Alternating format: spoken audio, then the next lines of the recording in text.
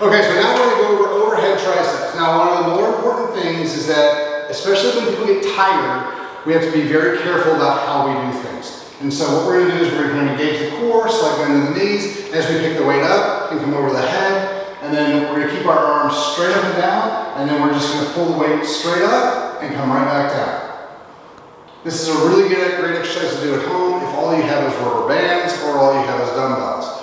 And so you can do this with 2 hands, you can do this with 1 hand. It's a little bit more awkward with 1 hand, but again, I like the 1 hand because it also engages all your stabilizing function. So do kind of whatever's the safest for you, but just make sure that when you're doing it, you're staying in good form. If you're going to do 1 hand and the elbows are flying all over the place, that's not what we're trying to do. But again, if you start feeling that elbow move, bad form, this is the only joint that I want moving, it's just the elbow. So that's pretty good for the triceps. That really helps kind of that underarm flappiness, the bat wing that people talk about. So this was really good. So for any of that underarm stuff, we want to work those triceps. All right. Something else that you want to think about, whenever you do that, a lot of people will pull their stomachs out and then they're hyperextending their back and hurt your low back. You have to pull your core in.